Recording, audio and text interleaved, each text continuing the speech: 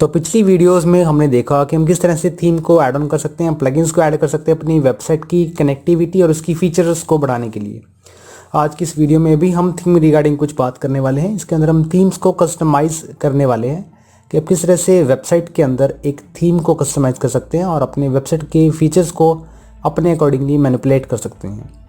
तो इसके लिए मैं डैशबोर्ड में अपीयरेंस पर होवर करता हूँ एंड देन थीम सेलेक्ट करता हूँ। थीम्स को सिलेक्ट करने के बाद आपको यहाँ पर कई सारे थीम्स मिल जाएंगे। इन थीम्स में से आपने जो थीम एक्टिव की होगी वो आपके पास सबसे पहले रो में दिखनी शुरू होगी। इस रो में आपके पास दो बटन्स आपको दिखने वाले हैं। इसमें एक थीम डिटेल्स का बटन है जिससे आप थीम की डिटेल्स को चेकआउट कर सकते हैं। दूसरा बटन आपके पास कस्टमाइज़ के नाम से कि आप इस थीम को अपनी वेबसाइट के अंदर किस तरह से कस्टमाइज़ कर सकते हैं उसे देखते हैं। मैं इसे बटन पर क्लिक करता हूँ और कस्टमाइज़ करता हूँ इसे। तो ये मेरी थीम का कस्टमाइज़र डैशबोर्ड है। इसके अंदर मैं अपनी थीम को कस्टमाइज़ कर सकता हूँ। थीम को कस्टमाइज़ करने का मीनिंग हमारे पास इन सभी ऑप्शन से है, यानी कि मेरे पास कई सारे अलग अलग ऑप्शंस दिए गए हैं। इन ऑप्शंस के बिहाफ पर ही मैं थीम को और अपनी वेबसाइट को चेंज कर सकता हूँ। इसका एक छोटा सा ओवरव्यू ले लेते हैं हम थीम कस्टमाइज़र का। सबसे पहला ऑप्शन आपके पास साइट आइडेंटिटी के नाम। साइट आइडेंटिटी के अंदर आप यहाँ पर बिजनेस का नाम मेंशन कर सकते हैं, उसकी टैगलाइन यहाँ मेंशन कर सकते हैं, और अगर आप उसे वेबसाइट पर नहीं दिखाना चाहते तो आप इस चेक मार्क को डिसेबल कर दें। साइट आइकन का मतलब हमारे पास उस आइकन से है जो आप यहाँ पर देख रहे हैं। एक पूरी साइट की पहचान एक टैब के थ्रू यहाँ से होने वाली है। इस आइकन को आप यहाँ से चेंज कर सकते हैं। अगला ऑप्शन हमारे पास वेबसाइट के कलर्स रिलेटेड है। अभी मेरे पास कलर सेक्शन के अंदर आप थीम के अलग अलग तरह के कलर्स को मैनेज कर पाएंगे। अभी मेरे पास इसमें सिर्फ हेडर टेक्स्ट कलर है और अलग थीम के हिसाब से यहाँ पर अलग सेटिंग्स विजिबल हो सकती हैं। उसके बाद मेरे पास मेन्यूज़ को सेटअप करने के लिए आपको यहाँ पर एक मेन्यू क्रिएट किया है ऑलरेडी, और प्राइमरी मेन्यू में जाकर आप इस मेन्यू को चेंज कर सकते हैं। अभी मेरे पास जो मेन्यू एक्टिव है वो ये वाला है, ग्रोबिट मेन्यू के नाम से, जो कि हमने पिछली कुछ वीडियोस में क्रिएट किया था।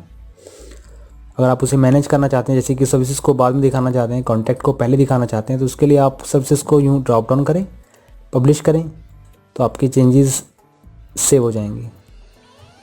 इस तरह से आप मेन्यूज़ को सेटअप कर सकते हैं। एंड देन उसके बाद चलते हैं अगले ऑप्शन की तरफ। अगले ऑप्शन विजेट्स है। विजेट में हम फुटर में किसी भी तरह का विजेट ऐड ऑन कर सकते हैं। बॉटम में फुटर को ऑन करता हूं मैं। अगर यहाँ पर सैम्पल के तौर पर कोई भी कस्टम HTML इसमें ऐड ऑन करता हूँ तो मेरे पास इस तरह से देखने को मिलता है। मैं यहाँ कुछ भी टाइप कर देता हूँ तो आप इसका लाइव चेंज यहाँ पर देख पाएंगे, और हेडिंग का भी। तो ये थे आपके फुटर के विजेट्स।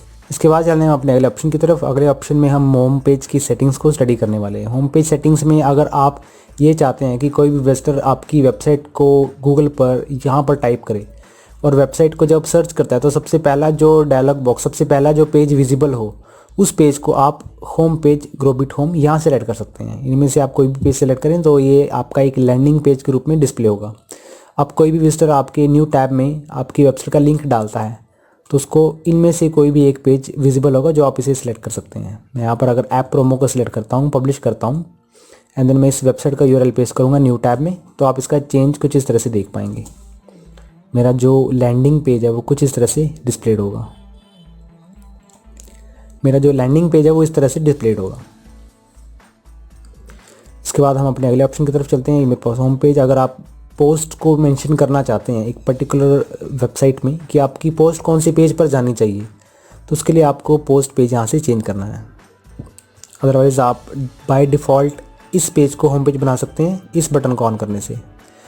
इस पर मैं चेक मार्क करता हूँ तो आपकी जो लेटेस्ट पोस्ट होंगी वही आपको दिखनी शुरू होंगी ब्लॉग के पेज पर। मैं इसे स्टैटिक पेज रखता हूँ, बैक करता हूँ और पब्लिश करता हूँ। अब चलते हैं अगली ऑप्शन की तरफ। अगला ऑप्शन एडिशनल CSS। यहाँ पर मैं कोडिंग पेस्ट करके थीम में कोई भी चेंज करना चाहूँ तो यहाँ से CSS पेस्ट कर देता हूँ और अपनी थीम को चेंज कर सकता हूँ। अगले ऑप्शन में मैं जनरल सेटिंग्स, जनरल ऑप्शंस, ये थीम रिलेटेड सेटिंग्स हैं। ये थीम के अकॉर्डिंग अलग अलग हो सकती है। जनरल स्टाइलिंग में आप यहाँ पर अलग अलग कलर्स देख रहे हैं, होवर कलर, स्क्रॉल टॉप, ऐसे काफ़ी सारी सेटिंग्स है इसके अंदर। जनरल सेटिंग्स के अंदर आप लेआउट स्टाइल चेकआउट कर पाएंगे कि वाइड रखना है, बॉक्स रखना है या सेपरेट। तो ये थीम की सेटिंग्स आप इन्हें चेंजअप करके चेकआउट कर सकते हैं कि किस तरह से आपका ये लुक एंड फील रहना चाहिए। मैं बैक करता हूँ। अब अगले ऑप्शन की तरफ चलते हैं। अगले ऑप्शन मेरे पास टाइपोग्राफी। यहाँ पर मैं अपनी फॉन्ट फैमिलीज़ को चेंज कर सकता हूँ। बाय डिफ़ॉल्ट अगर मैं हेडिंग 1 को कोई फॉन्ट देना चाहता हूँ तो मैं यहाँ से उसे दे सकता हूँ। इस तरह से font weight, font style, text transformation, font size by default आप यहाँ से सेटअप कर सकते हैं। इस तरह से बाकी के सभी फॉन्ट्स को भी आप चेंज करेंगे। मैं इसे बैक करता हूँ। और टाइपोग्राफी के अंदर आप एक ऑप्शन इसमें और देखें कि फुटर कॉपीराइट को अगर चेंज करना चाहते हैं, फुटर को चेंज करना चाहते हैं, मैं यहाँ पर सबसे पहले उस पेज को ओपन कर लेता हूँ। आप यहाँ पर सबसे लास्ट में जो कॉपीराइट कंटेंट देख रहे हैं, इसकी स्टाइलिंग को चेंज करने के लिए आपको फुटर के इस सेक्शन को चेंज करना है।